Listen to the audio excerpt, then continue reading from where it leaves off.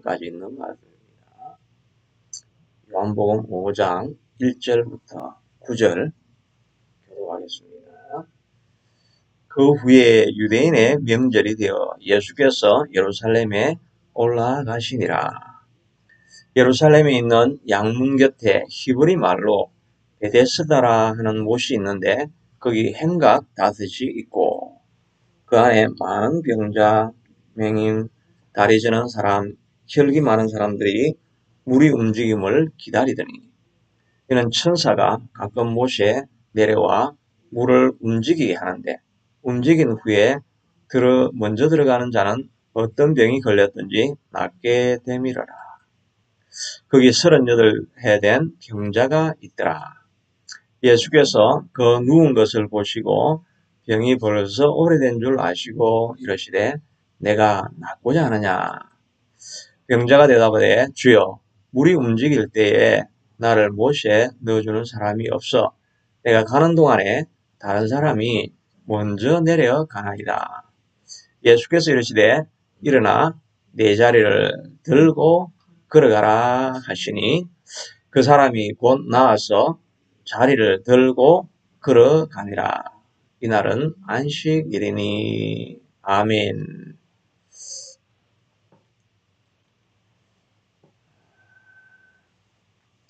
예, 오늘 저는 본문의 말씀을 가지고 은혜의 집 베데스다라고 하는 제목으로 은혜를 나누기를 원합니다.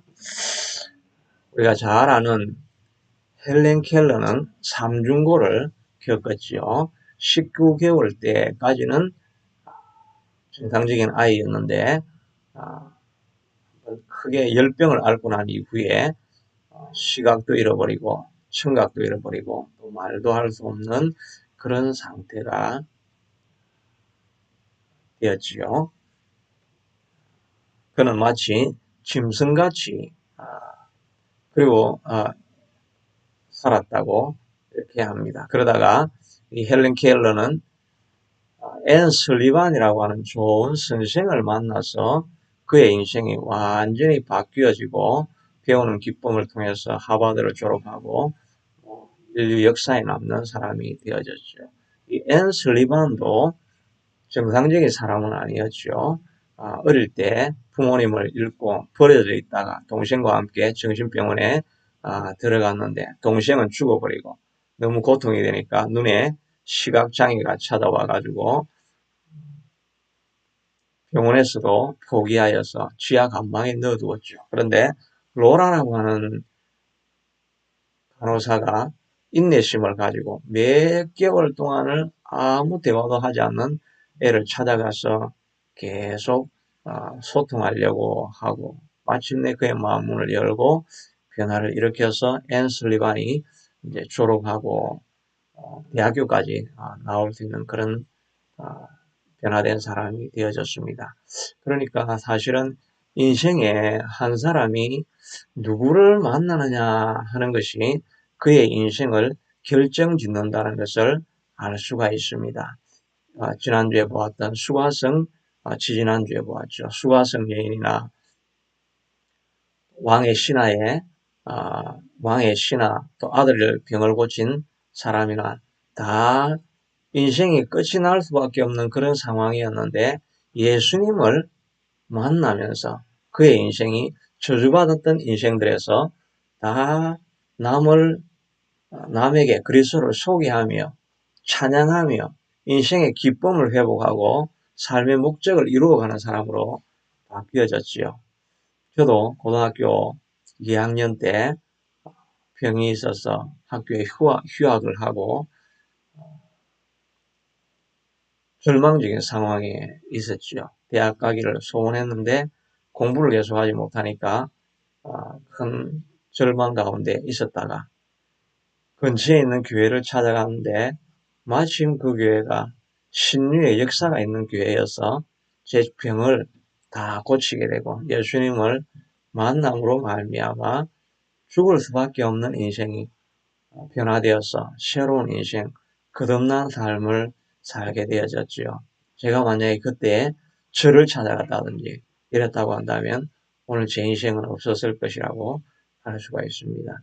인생에서 가장 중요한 것 중에 하나가 바로 누구를 만나게 되느냐 하는 것이 중요한 일이지요. 오늘 본문에서는 38년 동안 질병에 시달려서 인생의 모든 것을 포기할 수밖에 없는 불평불만하다가 인생을 저주하다가 삶을 끝내어야만 할 사람이 예수님을 만남으로 말미암아 다시 성 안으로 뛰어들어가서 사람들에게 예수님을 증거하는 의미 있는 인생, 찬양하는 인생으로 바뀌어진 것을 보게 됩니다. 오늘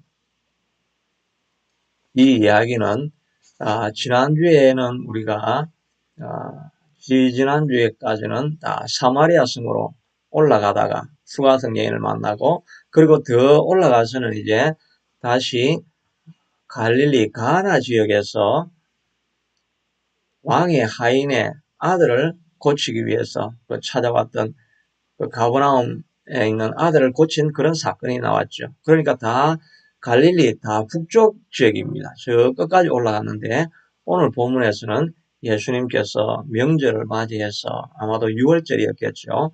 6월절을 맞이해서 예루살렘 성으로 갔다가 거기에서 이제 일어난 사건을 다루고 있습니다. 명절이어서 수많은 사람들이 이렇게 성전에 다 몰려가서 예배드리고 하는 그런 시간들이었는데 예수님은 그 가운데서도 바로 그 성으로 들어가기 전에 있는 양의 문에 있는 베데스다라고 하는 연못에서 수많은 사람들이 질병 가운데 고통하고 있는 가운데 한 38년 된 병자를 보고 내가 낫기를 원하느냐, 내가 물에 들어가려고 하면 다른 사람이 먼저 들어갑니다. 그렇게 할 때 내 자리를 들고 일어나 걸어라 라고 이야기를 합니다. 그리고 이 사람이 그 말을 그대로 자기 매트를 들고 일어나서 뛰고 찬양하며 성전으로 들어가는 그런 기적을 체험했다 하는 이야기가 여기 담겨져 있습니다. 우리가 잘 아는 이야기지요. 오늘 이 사건을 통해서 우리에게 하나님께서 주시는 말씀 무엇입니까? 하는 것을 찾아보려고 합니다. 첫째는 예수님은 마음이 상한 자를 찾아가신다 하는 것입니다. 1절에 보니까 그 후에 유대인의 명절이 되어서 예수께서 예루살렘에 올라가시니라. 명절이니까 수많은 사람들이 이제 성 안에 들어가면 볼 것과 구경할 것과 예배할 것, 또 수많은 제사장들이 오고 종교 지도자들이 찾아오고 이런 큰 잔치가 일어났지만 예수님은 그 성 안으로 들어가신 것이 아니라 그 성 밖에 있는 아무도 찾지 않는 환자들만 모여있는 베데스다 연못으로 예수님은 찾아갔던 것을 볼 수가 있습니다. 예수님은 언제나 절망한 사람들, 낙심한 사람들, 소망을 잃었던 사람들을 하고 만나고 사셨던 것을 알 수가 있죠. 공생의 기간 동안에 예수님은 늘 그렇게 하셨습니다. 그러니까 다른 바리새인들이 너희 스승은 세리와 창기와 또 병든 자들과만 그런 친구가 되었다라고 말하지 않았습니까? 예수님은 그런 자를 찾아가지요. 수가성 여인도 그런 사람이어서 찾아간 것이고 또 두로와 시돈에 있는 수로보니게 여인에게도 아무도 찾지 않지만 딸 때문에 고민하고 있는 그 수로보니게 여인을 찾아가지요. 고통당하고 있는 사람, 마음이 무너진 그런 사람들에게 예수님은 찾아가신다는 것을 알 수가 있습니다. 이 많은 환자들 가운데 38년 된 병자는 가장 마음이 무너진 사람이겠지요. 이렇게 마음이 무너진 사람들이 있는 곳에 예수님은 찾아가시는 것입니다. 마찬가지로 또 예수님께서 말씀하시기를 양 100마리가 있는데 그 중에 하나를 잃으면 99마리를 들여두고 그 잃은 것을 찾아내기까지 찾아다니지 아니하시겠느냐 그렇게 말씀하고 계시지요. 주변에 아무리 잔치하는 사람들이 많이 있어도 이 목자의 마음은 잃어버린, 고통당하고 있는 한 마리 양에 그의 모든 마음이 설리고 있다라고 말하고 있지 않습니까?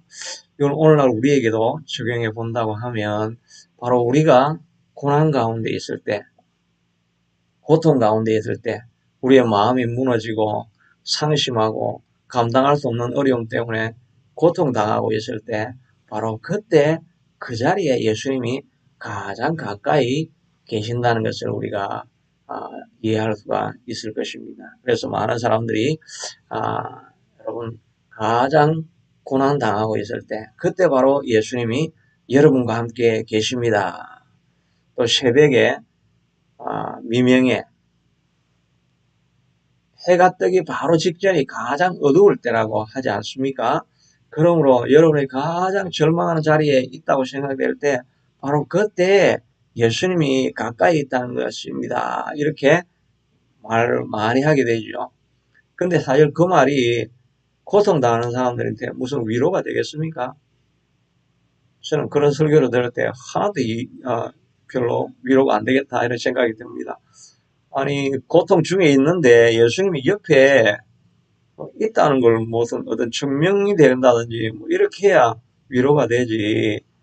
바로 그때 암을 당하고 있는 이 사람 그 사람에게 바로 예수님이 지금 이 자리에 당신과 함께 있습니다. 이 말이 어떤 위로가 되겠습니까? 그러나 우리가 그것을 위로로 만들려고 하면 예수님이 나와 함께 하신다는 것을 내가 믿고 받아들이는 것입니다. 믿고 받아들인다는 말은 내 모든 염려를 정말 고난 가운데 예수님이 함께 있다는 것을 믿을 때 다 맡겨버리는 것입니다. 그런 의미가 될 때 예수님이 함께 하신다는 말이 위로가 되는 것이죠. 예수님은 정말 우리가 가장 낮은 곳에 있을 때 함께 하기 때문에 우리의 염려를 다 맡겨버리라 하는 것입니다. 베드로전서 5장 7절에 있는 것처럼 너희 염려를 주께 다 맡겨버리라. 이는 주께서 너희를 권고하심이니라. 너희는 마음에 염려하지 말라. 하나님을 믿으니 또 나를 믿어라. 세상에서 너희가 환난을 당하나 담대하라. 내가 세상을 이겼노라고 말씀해 주시는 주님 앞에 우리의 모든 것을 다 맡겨버리고 환난을 당하나 예수님이 이긴 것처럼 우리도 이 땅에서 승리할 수 있다는 것을 믿어버리는 것입니다. 지금은 감당할 수 없는 고통이지만 그러나 하나님을 사랑하는 자, 그 뜻대로 부르심을 받은 자에게는 모든 것이 합력하여서 반드시 선을 이룬다. 그걸 믿는 믿음으로 결합해 버리지 않으면 예수님이 옆에 가까이 있다는 말이 아무런 위로가 되지 않는 것입니다. 그러므로 여러분이 지금 고난 가운데 가장 어려운 자리에 있다고 한다면 믿어버리는 것입니다. 예수님이 나와 함께 하신다. 그러므로 내 염려를 주께 다 맡겨버린다. 나는 하나님 앞에 부름받은 자다라는 것을 선포하는 것입니다. 베드로전서 2장 9절에 보면 너희는 택하신 족속이요. 우리는 하나님께서 선택했다는 것입니다. chosen, 선택되어진 백성이라고 하는 것입니다. 여러분들이 가게에 가서 옷을 사든지 또 백화점에 가서 자기가 원하는 것을 살 때 아무거나 그냥 사지가 않지요. 자기가 보고 고르고 선택해서 좋은 것을 선택하지 않습니까? 우리가 바로 chosen, 예수님이 선택한 백성이요, 왕같은 제사장이요, 거룩한 나라요, 그의 소유된 백성이다. 우리가 예수님의 속한 하나님이 우리를 소유하고 불러주신 백성이다. 이는 너희를 어두운 데서 불러내어서 기이한 빛에 들어가게 하셔서 예수님의 아름다운 덕을 선포하기 위해서 우리를 부르셨다고 하지 않았습니까? 예수님이 우리를 어두운 데서 불러내었습니다. 불러내고 나면 우리가 예수님께 찾아온 것이 아니죠. 너희가 나를 택한 것이 아니야. 내가 너희를 택하여 세웠다고 했으니까 예수님이 우리를 불러내신 것이지요. 불러낸 사람은 하나님께서 우리를 책임지시는 것입니다. 그래서 교회라는 말 자체가 에클레시아, 이게 불러내다, called out, 불러냄을 받았다는 사람이 바로 교회고 우리 한 사람 한 사람들이 그런 사람들이라는 것을 알 수가 있죠. 하나님께서 이스라엘 백성들을 Let my people go라고 해서 내 백성들이 애굽을 떠나가게 하라. 이걸 모세를 시켜서 이렇게 불러내게 만들었습니다. 모세가 불러낸 것이 아니죠. 하나님이 불러내시니까 어떻게 되었습니까? 홍해 앞에 막혀가지고 뒤에는 애굽 군대가 마차를 끌고 공격해오고 앞에는 시푸른 홍해가 막혀서 진퇴양난 갈 길이 없다라고 생각했을 때 하나님이 불러내었으니까 책임지시지요. 홍해를 가르고 그 길을 가게 하시는 것입니다. 길이 없는 곳에서도 하나님이 불러내신 사람에게는 하나님께서 갈 수 있는 길을 만들어 주시는 것이지요. 마라를 만나서 목은 너무나 마른데 마실 물이 없습니다. 그러면 선물을 그대로 두십니까? 그렇지 않습니다. 나무 짝대기를 던져서 선물을 단물로 만들어 주시는 것입니다. 광야길에 먹을 것이 없지 않습니까? 하나님께서 그냥 버려두십니까? 만나를 보내시고 메추라기를 보내셔서 40년 동안 광야에서 아무것도 먹을 것이 없는 땅에서 살게 해주시는 것입니다. 아말렉 군대가 찾아오니까 모세가 손을 드니까 하나님께서 책임져서 전쟁에서도 원수에게서부터 지켜주는 일이 일어난 것입니다. 왜 그렇습니까? 하나님께서 불러냄을 받은 그런 백성이기 때문인 것입니다. 여러분들도 하나님께서 불러내심을 받은 존재인 것을 기억하시기를 바랍니다. 그런 사람에게는 주님께서 언제나 가까이 계시고 책임져 주시는 것입니다. 그러므로 우리는 어렵고 고통이 있을 때라도 시편 37편에 있는 것처럼 내 길을 여호와께 맡기라. 그를 의지하면 그가 이루시고 내 의를 빛과 같이 정오의 빛과 같이 드러내시리라. 여호와 앞에 잠잠하고 참아 기다리라. 상황이 변하지 않는 것 같을 때라도 하나님이 불러내신 자에게는 하나님께서 책임지시는 것을 알고 잠잠하고 참아 기다리라는 것입니다. 또 여호와를 기뻐하라. 그가 내 마음의 소원을 내게 이루어 주시리라. 하나님 안에서 기뻐하면서 하나님을 잠잠히 기다리고 있을 때 하나님께서 우리를 구원하시게 될 것입니다. 그런데 하나님을 참아 기다려야 하는 것입니다. 참아 기다리라. 제가 시편을 요즘 많이 읽는데 보니까 여호와를 바라는 너희들아 강하고 담대하며 여호와를 바라라. 여호와를 바라라 하는 말이 wait for the Lord. 그냥 가만히 그냥 아무 상관없이 있는 것이 아니라 wait for the Lord. 주님을 바라보면서 계속 기다리고 있는 것입니다.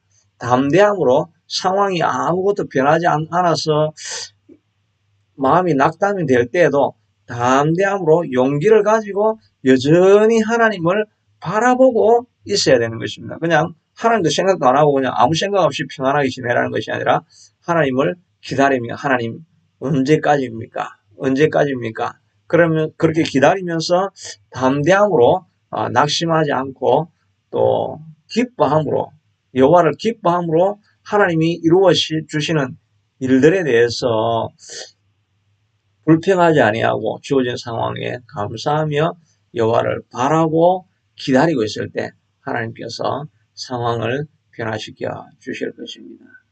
우리가 가장 낮은 자리에 있을 때 예수님은 거기에 찾아오시게 되는 것입니다. 둘째는 구원에 대한 희망을 가지고 있어야 한다는 것을 볼 수가 있습니다. 이 38년 된 병자가 한 것은 없었지만 예수님께서 내가 낫고자 하느냐라고 하니까 그는 여전히 낫기를 소원합니다 하는 것을 말하고 있습니다. 그런데 내가 직접적으로 이야기하지 않지만 그 표현 안에 그 말이 들어가 있죠. 7절에 보니까 같이 읽어봅시다. 병자가 대답하되 주여 물이 움직일 때에 나를 못에 넣어주는 사람이 없어 내가 가는 동안에 다른 사람이 먼저 내려가나이다. 이 말은 여전히 내가 고침을 받고 싶다는 말이죠. 38년이나 되고 오랜 세월 동안 지나서 이 사람 이제 나이가 적어도 60 정도는 되지 않았겠습니까? 20세에 병이 들렸다고 하면은 58세, 60 가까이 되어졌죠. 이렇게 나이가 많이 들고 이제 38년 동안 희망이 없이 지내다 보면 이제는 어쩔 수 없습니다. 내 인생 그냥 집에 가서 이대로 있다가 죽으면 끝입니다. 이렇게 할 수 있는데 여전히 소망을 가지고 생존하기 위해서 우물가에서 희망도 없는 그곳에서도 여전히 그가 기회가 올 것을 기다리면서 소원을 포기하지 않는 모습을 볼 수가 있지요. 아브라함도 우르를 떠나서 이제 가나안으로 들어온 지 10년이나 지났는데 하나님께서 아들을 주지 않습니다. 이제 나이가 85세가 되었죠. 그러니까 하나님께서 나타나서 나는 너의 상급이요 너의 구원이다 라고 이야기를 하니까 아브라함이 하나님께 불평불만을 하지요. 이제 하나님께서 내게 상속자를 주시지 아니하시니 내 종 엘리에셀이나 내 상속자가 되기를 원합니다. 이렇게 하면서 자기는 나는 아들을 포기합니다 라고 이야기를 하고 그냥 종이나 성실하니까 이제 상속자로 삼읍시다. 그렇게 하니까 하나님께서 아니다. 내 몸에서 날 자라야 내 상속자가 될 것이다. 그렇게 이야기를 하고 있지 않습니까? 아브라함도 세월이 지나니까 이렇게 포기하는 마음이 생기게 되는 것입니다. 그러나 포기하는 자들과는 하나님께서 결코 일하지 않는 것을 알 수가 있죠. 여전히 소망이 있는지 주님께서 물어봅니다. 내가 낫고자 하느냐? 변화를 일으키기를 원합니다. 라고 이야기를 할 때 하나님께서 그때 그 사람에게 예수님께서 역사해 주시는 것을 볼 수가 있지요. 여러분들도 여러분 주어진 상황 속에서 세월이 너무 오래되고 이제 변화가 일어나지 않고 이러다 보면 예수 믿어도 이렇게 사는 거지 별다른 내 삶에 변화가 있겠나 이런 마음을 가지고 소망을 다 내려놓아 버리면 하나님께서 역사하실 수가 없지요. 어떤 질병이나 어떤 가난이나 어떤 관계의 문제나 이제 나는 이대로 사는 것이다 이렇게 하고 있으면 기대가 생기지 않죠. 믿음이 없는 곳에 소망이 없는 곳에 예수님은 일하실 수가 없는 것이지요. 우리의 마음 가운데 주님이 함께 하시면 마른 뼈라도 큰 군대로 일어날 수 있지 않느냐. 하나님 안에서는 이 산들어 들리고 바다에 던지우라 하면 그 말한 것을 믿고 의심하지 아니하면 그대로 될 것이라고 하지 않았느냐. 이렇게 오랜 시간이지만 기다리고 하나님을 사모하고 있을 때 소망이 있는 그곳에 하나님께서 역사해 주시게 되는 것입니다. 여러분의 상황을 바라보면서 낙심하지 마시고 그래도 주님이 함께 하시면 죽은 나사로도 살아나는데 내 인생에도 변화가 일어나게 될 것이다. 내 삶으로 구걸하는 인생이 아니라 이제는 예수님의 영광을 드러내는 인생으로 바뀌어져서 내 인생을 살아가게 될 것이다. 내 가정은 주님 안에서 그런 변화가 일어나게 될 것이다. 이것을 믿음으로 소망을 가지고 있을 때 하나님께서 역사하시게 될 것입니다. 셋째는 하나님의 은혜를 받아들이라 하는 것입니다.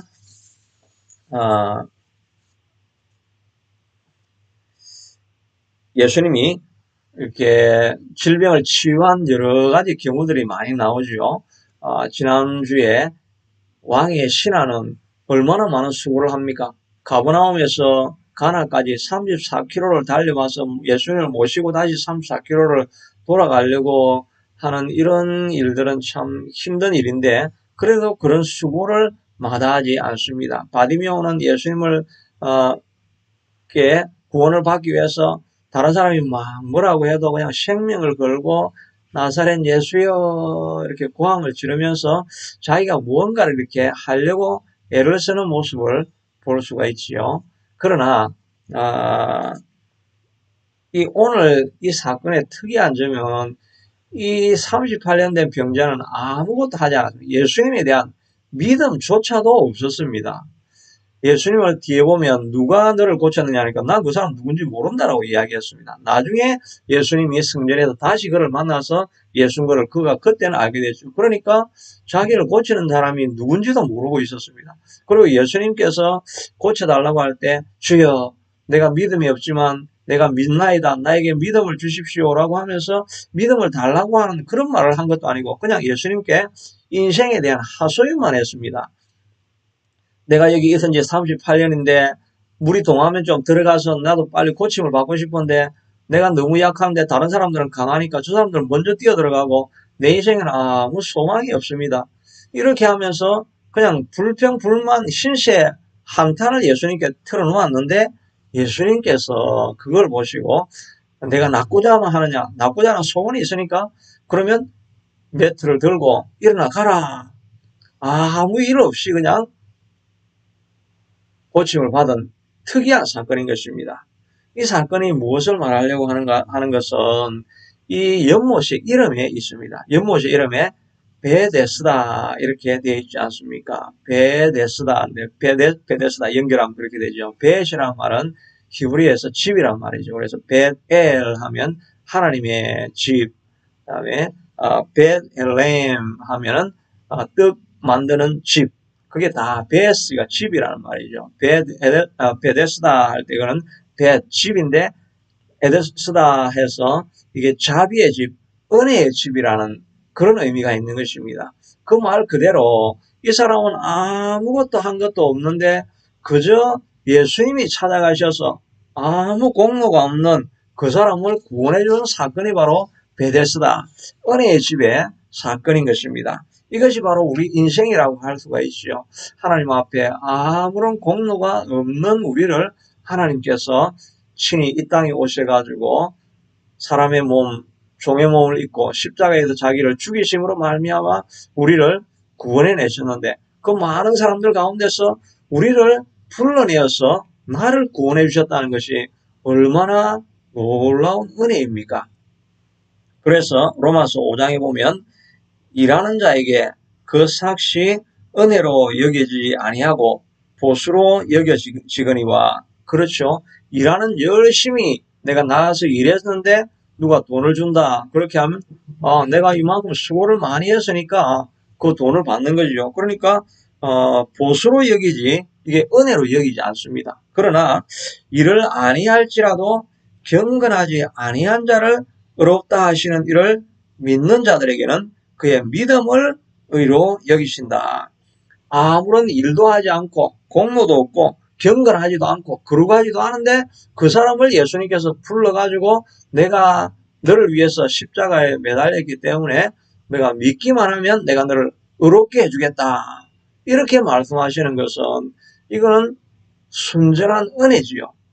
그런데 우리가 다 이런 은혜를 잊고 아무 공로 없이도 예수를 믿음으로 의롭다 해주고 거룩한 자로 해서 천국을 갈 수 있게 불러주신다는 것입니다.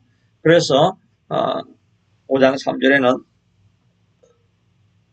성경이 무엇을 말하느냐? 아브라함이 하나님을 믿음에 그것이 그에게 의로 여긴 바 되었다라고 말하고 있습니다. 아브라함이 하나님을 믿을 때 의롭게 여겼다. 우리도 마찬가지입니다. 바로 예수님을 일을 아니할지라도 경건하지 아니할지라도 예수님을 믿을 때 그것을 의로 여겨주신다라고 말씀하고 있는 것입니다. 우리가 다 이렇게 구원을 받은 것 아닙니까? 하나님 앞에 가기 위해서 우리가 거룩한 삶을 사는 것도 아닙니다. 그저 절망 가운데 빠지고 헤어나올 수 없는 문제를 가지고 있다가 예수님께 나아가서 고통스러우니까 예수님께 나아갔는데 예수님이 우리를 맞이해 주시고 우리를 자녀 삼으시고 의롭다고 칭해 주신 것밖에 없는 것입니다. 그러니 우리는 누구나 다 은혜 받은 자로 살아가고 있는 것입니다. 마치 탕자가 모든 것을 허랑방탕하게 다 써버리고 났는데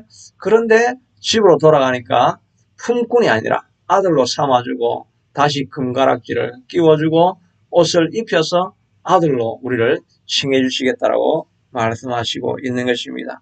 그러니 우리가 다 은혜로 살아가는 것입니다. 바로 이 베데스다 이 연못을 두고 말씀하시는 것이 바로 은혜로 아무 공로 없는 자라도 내가 너를 구원하겠다라고 말씀해 주시는 하나님의 약속을 보여주시는 사건이라고 할 수가 있습니다. 이렇게 은혜 받은 자가 우리가 어떻게 살아야 되겠습니까?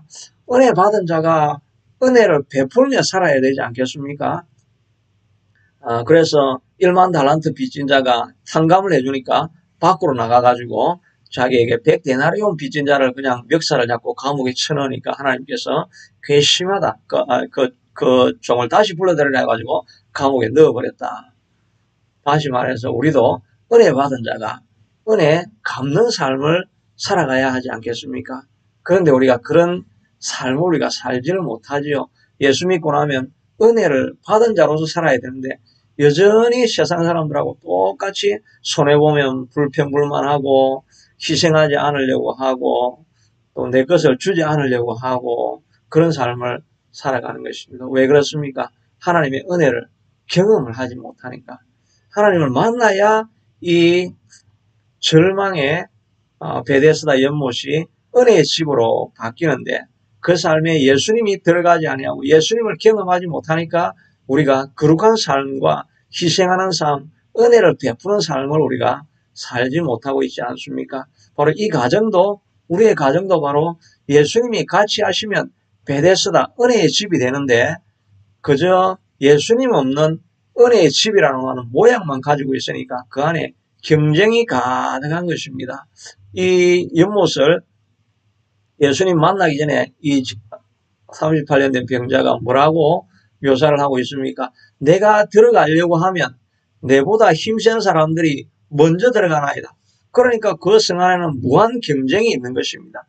어떻게 나무를 밟고 올라가서 내가 먼저 들어가서 고침을 받을까? 그것밖에 없죠. 자비가 전혀 없습니다. 자비의 집임에도 불구하고 교회가 자비의 집이 되어야 되는데도 불구하고 예수님이 없으니까 끊임없이 싸우고 분쟁하고 시기하고 질투하고 그러면서 모든 사람들이 내가 상처받았다라고 이야기하는 것이 교회가 되어지는 것입니다. 그럼에도 불구하고 예수님이 찾아오시고 예수님을 만나는 소수가 있지요. 예수님을 만나는 사람은 예수님을 경험하니까 그 많은 핍박과 주변의 시기 질투와 또 상처를 주는 사람들 속에서도 은혜 받은 한 사람이 있으니까 그 사람이 모든 것을 용납하고 받아들임으로 말미암아 그 은혜가 주변으로 흘러가서 교회가 교회되게 되어지는 것이지요. 그러므로 교회 안에는 하나님의 은혜가 넘칠 수 있게 되도록 하나님을 만나야 하는 것입니다. 가정도 마찬가지죠. 가정도 기독교 집안이라고 해도 예수님이 없으니까 율법만 남아 있어서 기쁨과 소망과 행복이란 것이 없는 가정이 될 수가 있습니다. 그러나 예수님을 그 집안에 모셔드려야만 하는 것입니다. 미국에 팀 하스라고 하는 건축회사가 있죠. 한국인 하형록 회장이 운영하는 크게 쓰임받는 건축 기업입니다. 그 사람이 적은 책이 P31이란 책을 쓰었는데 성경대로 비즈니스를 하기라는 그런 책입니다. P31이라는 말이 Proverb 31, 잠언 31장을 가지고 하나님의 지혜로 경영하는 비즈니스를 하시는 분이시지요. 그분의 일화 가운데 유명한 것이 있죠. 29세 때, 29세 때 크게 성장해가지고 큰 건축회사의 회장 자리에 올라갔습니다. 보통은 60대나 돼야 될 자리를 29에 되었으니까 얼마나 인정받는 인생이었습니까? 그런데 한날은 심장이 갑자기 이상하게 되더니 나중에 병원에 가보니까 심장이 너무나 부풀어 올라가지고 심장 근육에 있는 모든 세포가 다 죽었습니다. 심장을 이식해야만 됩니다. 그렇게 하는데 심장 이식이 잘 나오는 것이 아니죠. 기다리다가 50%는 죽게 되고 6개월 동안 안에 이제 해결이 돼야 되는데 50%는 죽고 또 이 심장 이식을 해도 50% 중에서 심장 이식해가지고 그 50% 중에서 또 50%는 거의 죽게 되고 25%가 생존을 하게 되는데 보통 AB형이나 A형이나 B형은 조금 호환성이 있어가지고 심장을 빨리 이식을 받는데 자기는 O형이니까 너무나 심장 이식을 받기가 힘들었죠. 그래가지고 4개월 동안 처음에는 그가 너무나 불평불만하면서 하나님이 살아계신다고 한다면 우리 아버님이 얼마나 헌신을 하고 했는데 나에게도 좀 페이버를 좀 보여주셔야 되지 않겠습니까 하고 원망 불평을 했죠. 그러다가 뭐 무망불평해도 소용이 없으니까 성경을 읽어보자고 해서 성경을 그때서부터 계속 읽었는데 4개월 동안 성경을 영어로 한글로 삼독을 이렇게 하게 됩니다. 그리고 나서 그 성경을 다 요약해가지고 이 성경을 딱 한마디로 하면 무슨 말이 될까? 성경을 한 용어로 이야기를 하면 뭐 사랑이다, 자비다, 뭐 은혜다 이렇게 할 수 있지만 문장으로 하면 뭐가 될까라고 요약을 해보니까 그 문장이 뭐냐니까 하나님을 사랑하고 내 이웃을 내 몸과 같이 사랑하라는 한 문장의 요약이 되더랍니다. 그런데 보니까 내 이웃을 사랑하라고 하는 것은 친절하게 하는 것은 뭐 다른 종교에도 다 있는데 복음은 무엇이냐니까 내 이웃을 내 몸과 같이 사랑하라. 이거는 정말 다른 종교에 없는 거죠. 어떻게 자기 몸처럼 이웃을 사랑할 수가 있겠습니까? 불가능한 일일 것 같은데 그는 이것이 복음이다 하는 것을 알고 혹시 하나님이 만약에 나를 살려주신다고 하면 내가 이제 내 이웃을 내 몸과 같이 사랑하며 섬기겠습니다. 라고 했는데 4개월이 지나고 5개월이 돼도 심장이 오지 않으니까 이제 말 그대로 의식이 점점 없어져 가고 이제 죽을 날을 기다리게 됩니다. 그때 한 날 의사가 찾아와서 굿뉴스 복음이 있습니다. 심장이 있는데 튼튼하고 젊은 사람 O형 심장을 우리가 기증받게 되었습니다.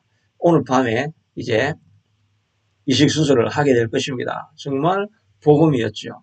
그런데 이 의사가 그 말을 하면서 옆방에 온 사람 아니냐고 어제 헬리콥터로 이송돼 가지고 왔는데 이 여자는 이틀만 있으면 죽게 되는데 희한하게도 당신하고 똑같은 그런 그 심장의 압력 뭐 이런 것들이 다 동일하다고 이렇게 이야기하지만 그러나 이 여자는 뭐 이틀 후에 죽을 거라고 그러니까 자기는 얼마나 더 살 수 있겠느냐고 7일 그러나 우리가 조금 연장하면 한 3주 정도 연장을 할 수 있을 것 같다고 그렇게 이야기를 하고 이제 지나갔는데 그게 자기의 마음에 걸린 거죠. 그때 마음에 딱 떠오른 생각이 내 이웃을 내 몸과 같이 사랑하며 살기로 내가 결단하지 않았는가. 그래서 의사를 불러가지고 의사는 절대 안 된다고 하는데 자기 신념을 말하면서 이 여자에게 심장을 주라고 해서 자기는 7일 살고 이식만 하면 뭐 영원히 살 수 있는데 평생 살 수 있는데 이 여자를 먼저 살려주라고 이 여자는 살았습니다. 자기는 심장이 없으니까 7일 동안 이제 거의 이제 죽어가는 상황 마지막 3주째에 심장 아주 다른 병원에서 이거는 쓸모가 없는 심장이라고 이렇게 한 건데 그거라도 해보자고 해서 그걸 심게 되고 그래서 6년 살게 됐다가 다시 또 갱신하게 되어지고 심장을 3번 수술해가 지금 살아서 쓰임받는 그런 사람이 되어졌습니다. 말하려고 하는 것은 바로 은혜 받은 자의 삶이 이런 삶이어야 하지 않겠습니까? 내 이웃을 내 몸과 같이 사랑하라는 말이 바로 이 말씀인 것입니다. 우리가 다 이렇게 살 수는 없지요. 다 살지는 못합니다. 그러나 하나님이 은혜 주시면 은혜를 경험한 사람은 이렇게 살아가는 것 그것이 바로 그리스도인의 삶이고 제자의 삶이라는 것을 우리가 알 수가 있는 것입니다. 그렇게 살 수는 없다 할지라도 주여 내게 은혜를 주옵소서.